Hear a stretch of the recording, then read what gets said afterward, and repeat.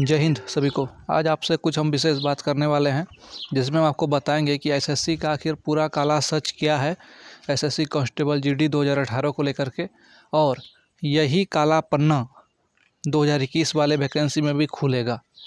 तो ज़रा सा ध्यान से सुनिएगा। और आपको हम ये भी बताएंगे कि जब अर्धसैनिक बल में इतना सीट खाली है, उसके बाद भी 60,210 सीट जो कि 2018 का वैकेंसी में नोटिफिकेशन में दिया गया था, वो भी नहीं भरा गया है। आपको मालूम होगा कि नोटिफिकेशन में ये भी लिखा था कि 60,210 का 10% सीट एक्स सर्विसमैन के लिए रिजर्व है।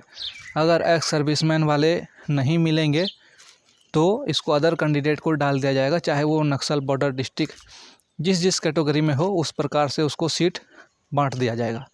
लेकिन ऐसा अभी तक नहीं हुआ है, समझे। तो ये एक बहुत ही बड़ा मजबूत पक्ष है आगे बढ़ने के लिए। लेकिन हम लोग का मेन मुद्दा है ऑल मेडिकल फील्ड ज्वाइनिंग को, इसको भूलना नहीं है, ठीक है। आज आपको हम ये भी बताएंगे कि 1,11,000 से अधिक सीट खाली है और 60,210 वैकेंसी भी नहीं भरा गया। आखिर इसके पीछे क्या कारण है, सरकार का क्या नीति है जिससे आपका आँख खुल सके, ठीक है। तो हम शुरू करते हैं। सबसे पहले देखिए, सरकार नहीं चाहती है कि सब स्टूडेंट को रोज़गार मिले, ठीक है। बात थोड़ा सा कड़वी है लेकिन सच है। आप समझने का जब प्रयास कीजिएगा तो आपका आँख खुलेगा कि एसएससी का यही नियम बनते गया है धीरे धीरे कि अगर सीट खाली रहा तो अगले वैकेंसी में जुड़ेगा, और फिर अगले वैकेंसी में सीट खाली रहता है, फिर अगले वैकेंसी में जुड़ता है। ऐसा नियम बना कर रख दिया साला कई साल से, और यहाँ स्टूडेंट बेरोजगार रहता है, नौकरी नहीं है, देश सेवा करने का मौका नहीं है, घर परिवार में लोग गरीब हो गया। समझ रहे हैं बात को। बात है, देखिए, अगर सरकार का नियत रहता ठीक और सरकार चाहती कि सब स्टूडेंट को मौका देंगे, ये सब स्टूडेंट यहाँ तक पहुँचा हुआ है, एक फौज वाला विद्यार्थी है, टोटल प्रोसेस पास करके आज घर में बैठा हुआ है। ऐसे नहीं, ये नहीं करेगी सरकार। सरकार खाली बोलेगी कि हम जो है आम आदमी को भी सेना में आने का मौका देंगे। अरे भैया, आप आम आदमी को दीजिएगा बाद में, पहले जो यहाँ आदमी बैठा हुआ है फिट होकर, पहले उसको तो दीजिए। आप बोलते हैं कि जो है मेरे पास सिर्फ कांस्टेबल के पद के लिए 1,11,000 से अधिक सीट खाली है। सीट खाली रहने से क्या होगा, आप ज्वाइन करवाइए। आप तो अभी तक 60,210 सीट भी ज्वाइन नहीं करवा पाए, समझे। जहाँ तक सेकंड मेरिट लिस्ट का संभावना है उसके बारे में हम थोड़ा सा बता दें आपको कि देखिए, अगर विशेष परेशान किया जाए, कहा कि देखिए सब जगह इस पर कोर्ट केस भी हो चुका है, बहुत स्टूडेंट कोर्ट केस भी किया है, और हम भी लगातार इससे रिलेटेड बातचीत कर रहे हैं। लेकिन हम नहीं चाहते हैं कि हर बार घुमा फिरा के मुद्दा वही 5-6 हज़ार सीट पर जाके अड़के। हम चाहते हैं कि हमारे जितने भाई बहन हैं 50,000 के आसपास, जो कि आज तीनों स्टेज मतलब रिटन, फिजिकल, मेडिकल पास करके आज बैठे हुए हैं घर में, उनको लाभ मिले।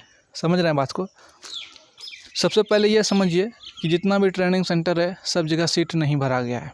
आप इसके बारे में पता कीजिएगा। जब हमारे देश में सेना का आवश्यकता है तब यही सोच के ना 60,210 सीट निकाला जी, और 60,210 सीट में आप 55,000 को ज्वाइन करवाए। 55,000 में आपके पास 40,000 45,000 लड़का पूरा, तो क्या इसका मतलब आप नहीं लीजिएगा। अब इसका मतलब है कि बहुत बड़ा घोर राजनीतिक है। आप लोग नहीं चाहते हैं कि सेना मजबूत हो देश का, इसका तो यही मतलब हुआ। अगर आप लोग चाहते हैं कि हमारा देश का सेना मजबूत हो, हमारा देश मजबूत हो, तब तो आप अभी सबको फटाफट ज्वाइनिंग करवाते, और आप ये भी सोचते कि जो है अगर लड़का घट रहा है तो दूसरे लड़का को लेंगे। लेकिन आप क्या करते हैं, आप फिर से अगले वैकेंसी में अगला लड़का को फिर से मूर्ख बनाते हैं, उसको फिर से 4-5 साल इंतज़ार करवाते हैं, और लास्ट में उसको कुछ नहीं देते हैं, उसको बेरोजगार रख देते हैं। ये अभी नियम चल रहा है, समझे। आपको हम बता देते हैं कि अगला वैकेंसी जो होने वाला है 2021 वाला, उसमें भी यही होगा। सबसे पैसा लेगा 100 रुपया जितना भी ले, और वही पैसा रिटायरमेंट तक लड़का को देगा। आप जोड़ के देखिएगा कितना पैसा होता है, समझे। कभी गुना करके देखिएगा कितना इतना लड़का से 100 रुपया लिया। पता कीजिएगा कि इस बार कितना फॉर्म गिरेगा। 18 में तो लगभग 55 लाख के आसपास फॉर्म गिरा था। इस बार मेरे हिसाब से 75 से 80 लाख स्टूडेंट अप्लीकेशन भरेंगे फॉर्म। उसके बाद सुनने में आया कि 40,000 सीट निकालेगा। अब 40,000 सीट निकालेगा, 80 लाख स्टूडेंट है, समझिए खाली बात को। कंपटीशन कहाँ रहेगा। उसके बाद भी जो लड़का ये सोचता है कि जो है छोड़ो भाई, अब ये इसमें कुछ नहीं होने वाला है, 2018 वाला वैकेंसी तो गया हाथ से, अब हम लोग मेडिकल फिट हो गए, सरकार नहीं सुन रही है, आज तक ऐसा हुआ नहीं है विश्व इतिहास में। 2011 के बारे में आप पता कीजिएगा कभी, समझे, तो आपको पता चलेगा।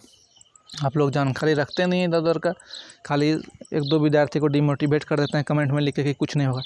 अरे कैसे नहीं होगा, क्या गारंटी कि अगले बार हो जाएगा आपका? कोई गारंटी लीजिए, स्टाम्प पे लिखिए कि हाँ हम गारंटी लेते हैं कि जो स्टूडेंट है अगले बार हो जाएगा, मेहनत करने के बाद भी। ऐसा संभव ही नहीं है। क्या गारंटी है कि स्टूडेंट का स्थिति वही रहेगा, फिजिकल का स्थिति वही रहेगा, मेडिकल में नहीं छटाएगा या लास्ट में मेरिट बन ही जाएगा? पहले ये समझिए कि आपको और 4 से 5 साल वेट करना होगा। अभी कोरोना का कितना लहर चलेगा आपको इसके बारे में पता नहीं है, समझे। वेट कर करके आज आपका इतना उम्र हो गया। आप क्या सोचते हैं, आपको क्या लगता है? आप अभी तक जो है बच्चे हैं, मतलब 10 लोग के बीच में बैठ गए तो आप अभी तक बच्चे हैं। अरे कुछ समझने का प्रयास कीजिए। आपके माँ पिताजी आपको ये सोच के नहीं बोलते हैं कि आपके मन में तकलीफ़ होगा, आपके ऊपर प्रेशर होगा, लेकिन उनको भी कहीं ना कहीं ये बात है कि मेरा बेटा मेरा बेटी कुछ अपने पैर पर खड़ा हो, कुछ काम करे, हम लोग का गरीबी दूर हो, आर्थिक कष्ट दूर हो, समाज में थोड़ा सा नाम ऊपर हो, समझे। ऐसा माँ बाप का सोच है, लेकिन आपके ऊपर डायरेक्ट कैसे बोल देगा कोई? आप ही समझिए। आप अगर अपना माँ बाप की जगह पर आके थोड़ा सा सोचिए कि आप अपने बच्चे को इस प्रकार से बोल सकते हैं क्या कि जाओ काम करो कमाओ? इस प्रकार के भी माँ बाप हैं जो कि लास्ट में बोल देते हैं, लेकिन पहले यही प्रयास करते हैं माता पिता कि हम इसको कोई प्रेशर नहीं देंगे। लेकिन प्रेशर नहीं देने के कारण बच्चा सोचबे नहीं करता है कि जो है मेरा कितना उम्र हो रहा है। अरे 25 साल 28 साल 30 साल उम्र होने लगा लड़का का, अभी तक आँख नहीं खुला है, ये क्या हो रहा है?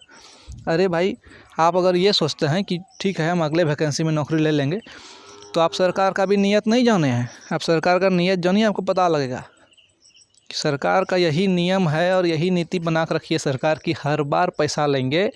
आप स्टेट पुलिस का देख लीजिए हाल, उदाहरण के लिए यूपी या बिहार स्टेट पुलिस का देख लीजिए, इतना इतना पैसा लेती है बिहार पुलिस के लिए भरवाने के लिए, 450-500, समझे, ले करके अब पूरा धांधली चलता है। सब पैसा कहाँ जाता है?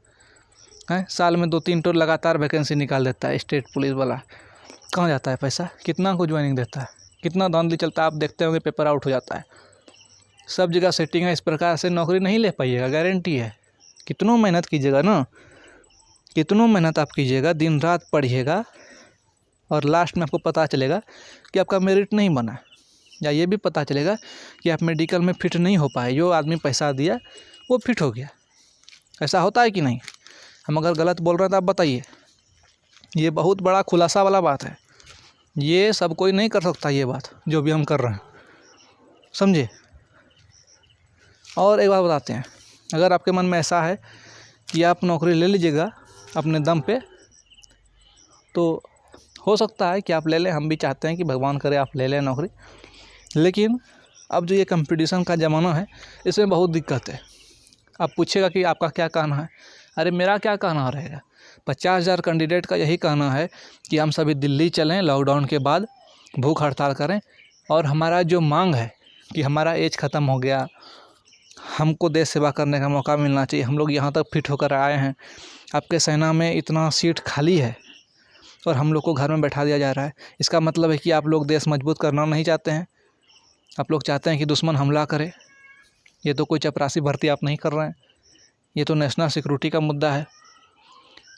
इसका मतलब देश में बहुत बड़ा राजनीतिक चल रहा है, आप समझिए। हम तो कभी कभी यहाँ तक बोलने में भी नहीं हिचकिचाते हैं कि अगर सीआरपीएफ के ऊपर भी हमला होता है तो कोई ना कोई नेता का इसमें हाथ है। आप समझिए इस बात को कि सीआरपीएफ के ऊपर जो हमला हुआ, इधर भी 25 या 24 जो जवान मरा था, आप ये समझिए कि छत्तीसगढ़ में तो पुलिस स्टेशन होगा, लेकिन पुलिस स्टेशन मतलब देखिए, हम इतना धरफरी बोलते हैं कि गड़बड़ा रहा है बोलने में। थाना जो है वहाँ छत्तीसगढ़ में, उसको जानकारी नहीं रहता है कि ये सीआरपीएफ का दस्ता उतरने वाला है, यहाँ पे हमला होगा। क्या लगता है? अच्छा, छत्तीसगढ़ का पुलिस काहे नहीं मराता है नक्सली हमला में जल्दी? क्या कारण है? देखिए, जब देश के पास कोई मुद्दा नहीं होता है ना, तब कोरोना और नक्सलवाद जैसा मुद्दा निकाला जाता है। एक बात याद रखिए, ये सब बात आपको कोई नहीं बताएगा, हम खुलकर बोलने वाले हैं, इसीलिए आपके सामने नहीं आते हैं। जिस दिन आप मेरे बारे में समझ जाइएगा उस दिन आपका टेंशन दूर रहेगा। ठीक है, इसलिए दिल्ली चलिए, हम आपके समर्थन में हैं। धन्यवाद।